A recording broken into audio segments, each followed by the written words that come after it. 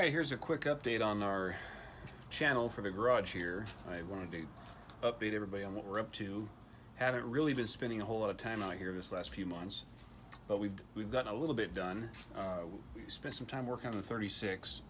We're able to put together the engine and paint the firewall and dash, and that allowed me to start assembling some of the powertrain. Over this coming winter, I'll be assembling the motor, transmission, rear end, and all that in the car, and then doing body work. We'll spray the color next summer.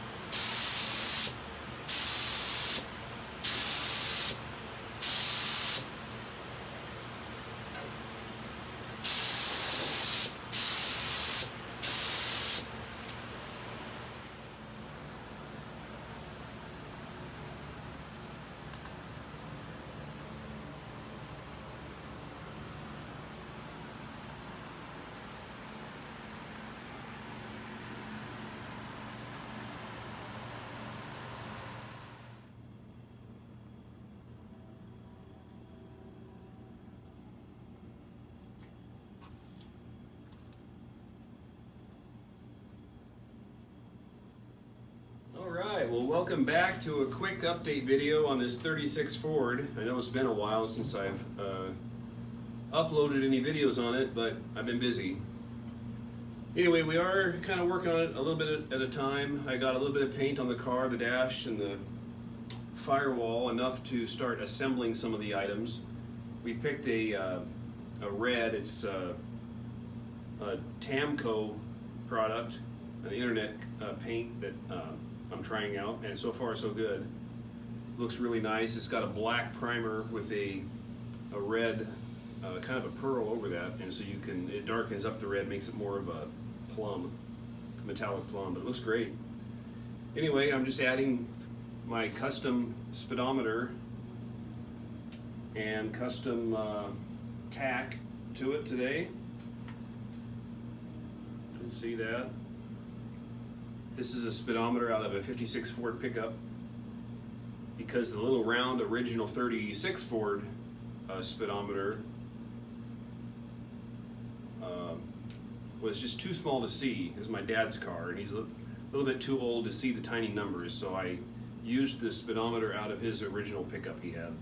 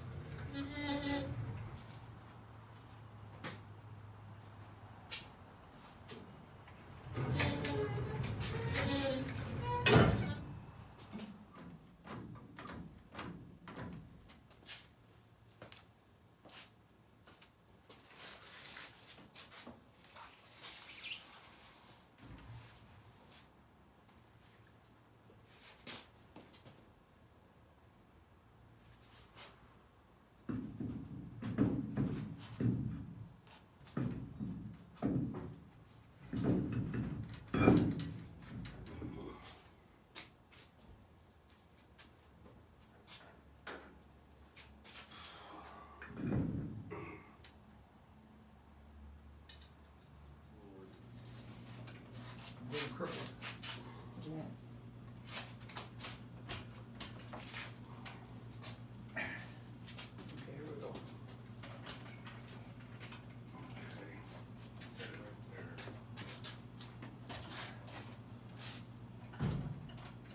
Right there for now. Let's straighten it out again. I think we have to go up farther. Okay. Another shove. More. Keep going. Okay.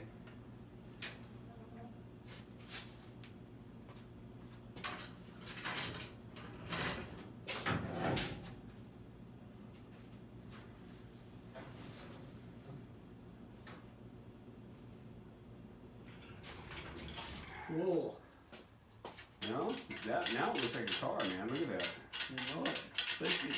Especially with our new space here. Yeah.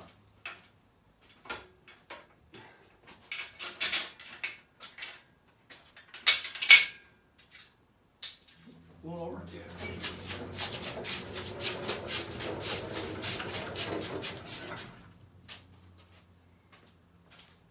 Yeah, look at that, man. Love it. When you put the back wheels on. Well, probably not for a while because I gotta work on this fender, so the wheels gotta be off for that. But in the meantime, I decided to switch gears and I'm working on this old Datsun here because I kind of got tired of having it just sitting here in pieces, not running. My original idea was to do a full-on restoration of this car. However, because that's going to take so much time, I decided just to do a refresh and get it on the road and running. And at some later date, we can tear it back apart and do a full-on restoration. But right now, we're just doing buffing out the paint, doing a carpet kit, rebuilding the motor, brakes, a few other odds and ends, just to get it on the road so we can actually drive it while we're waiting for other cars to finish.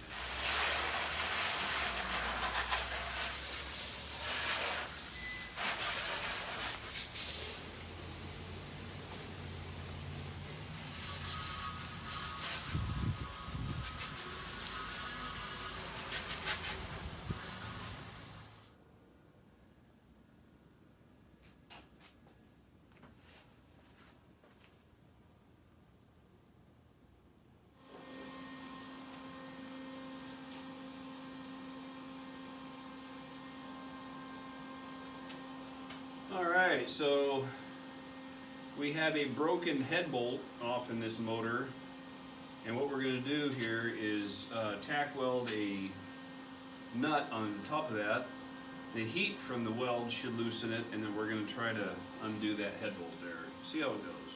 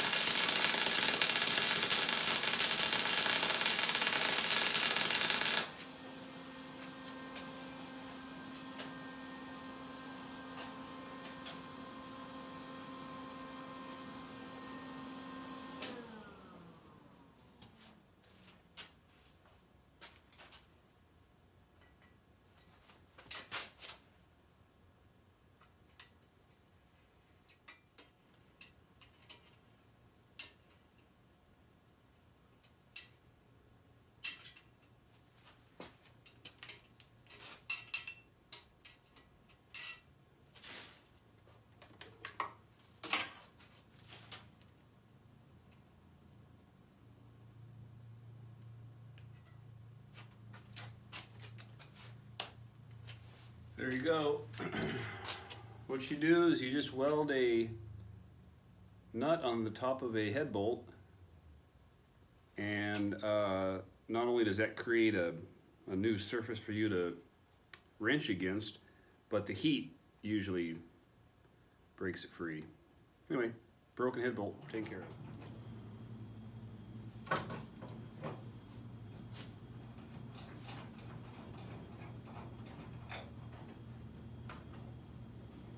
Let's see, which one is it going? It's there, buddy. Okay, got it. Okay.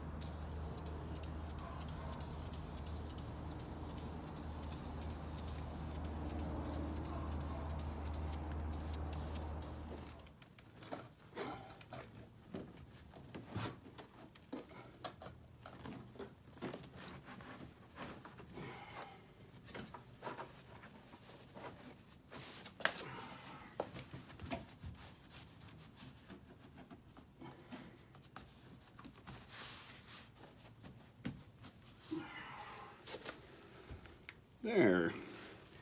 We got the carpet in. I bought a carpet from the earlier model Z car, which didn't include the carpeting on the sides that the 78 originally came with. In the earlier cars, they did a vinyl material on the sides. So I went ahead and replicated that with some vinyl glue on because I was having trouble finding the 78 carpet kit. So this will look just fine.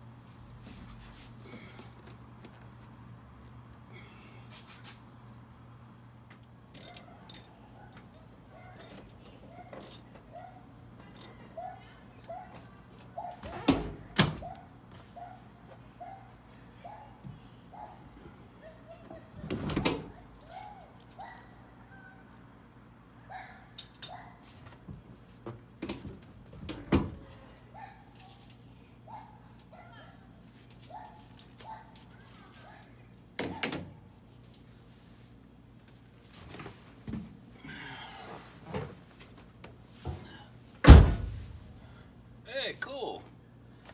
Got the interior in this sucker.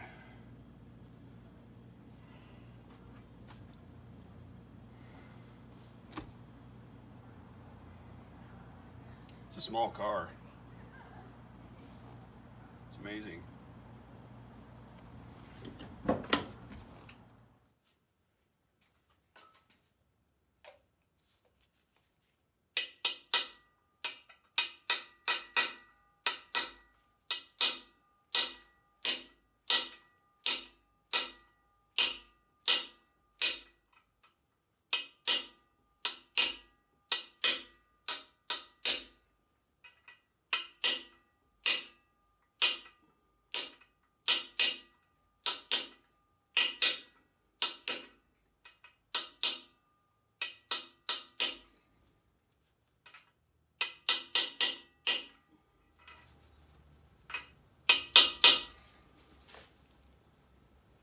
There you go. Putting the freeze plugs in.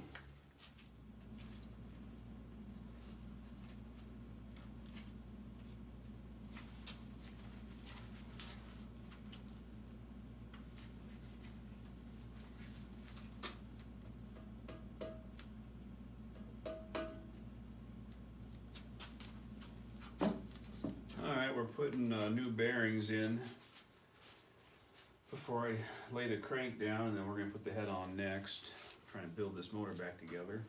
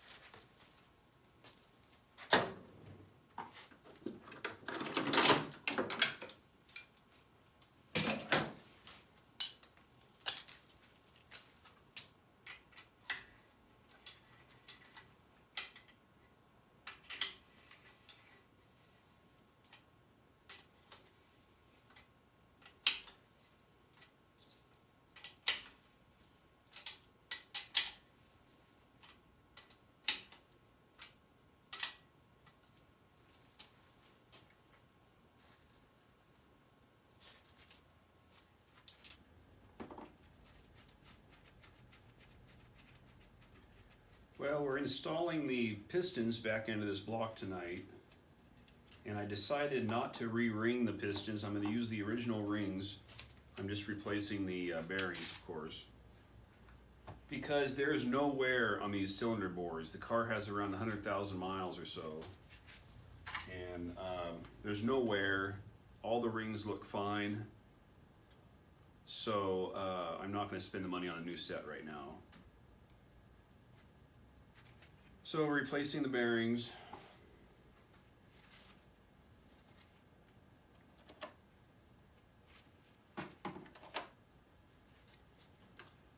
To do that, you just want to line up the oil hole, make sure that it matches.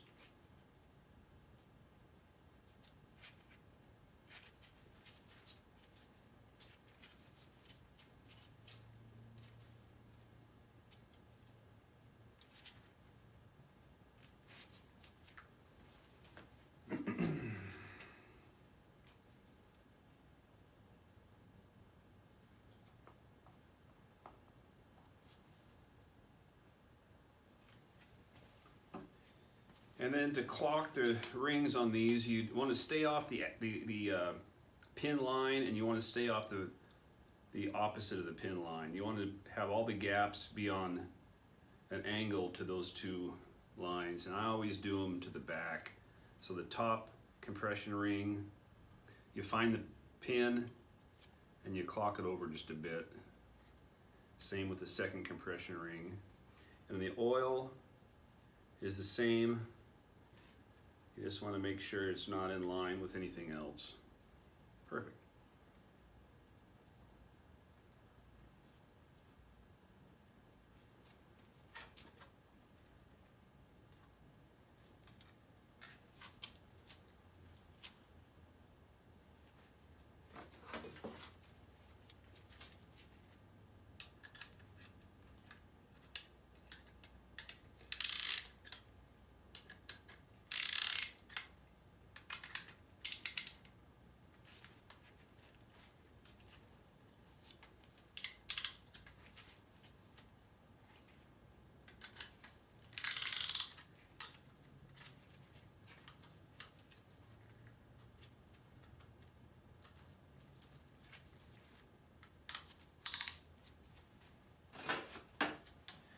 And then of course you're looking for the notch and you're pointing that towards the front of the engine.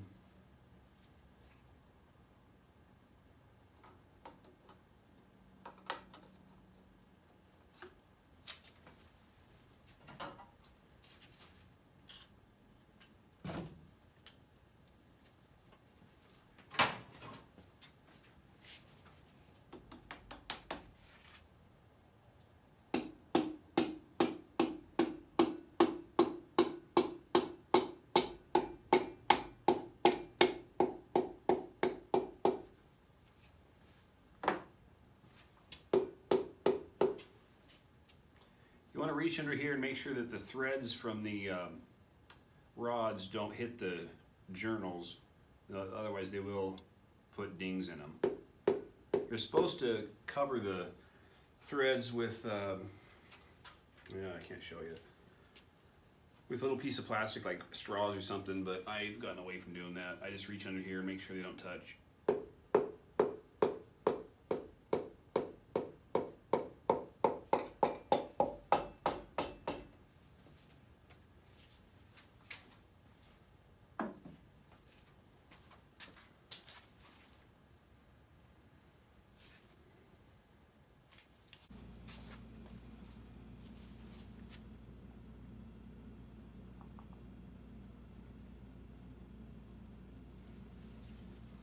So these caps only go on one way. If you get them backwards, they will probably be too tight.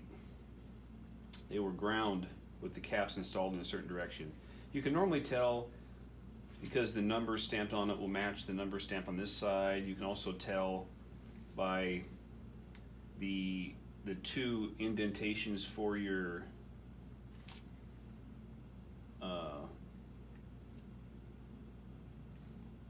bearing will be on the same side usually.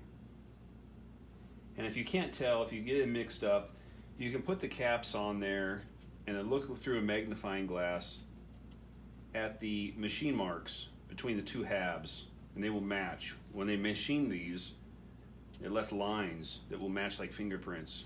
If you flip them around backwards, the lines won't match. They'll hit this side of the cap, it won't match the rod.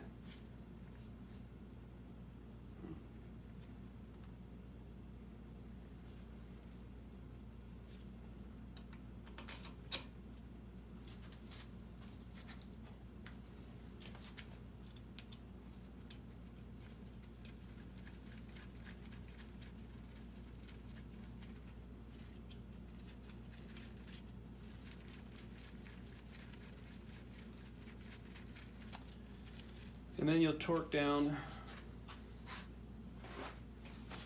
these cap nuts to about 35 to 40 foot-pounds. I think it's 33 to 40 or something like that. I usually do it in twos.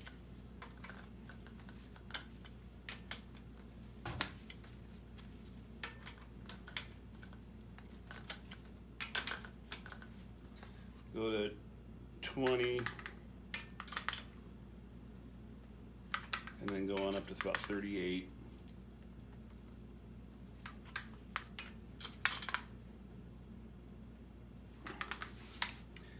And then the last thing you do is you want to make sure it still spins by hand. If you can't get it to turn by hand easily, then you're bound up. You need to figure out why. But this is fine. And then I'll turn the next journal straight down so that I can put the next piston in.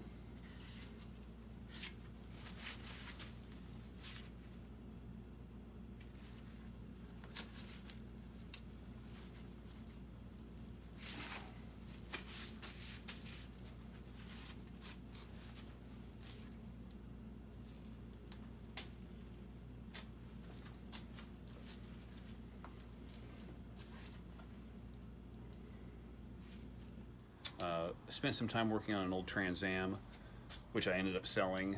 So we're kind of bouncing between cars, always kind of fiddling on something, but I don't have a nuts to bolts restoration, kind of like the Montero or the Dodge Raider project that we had.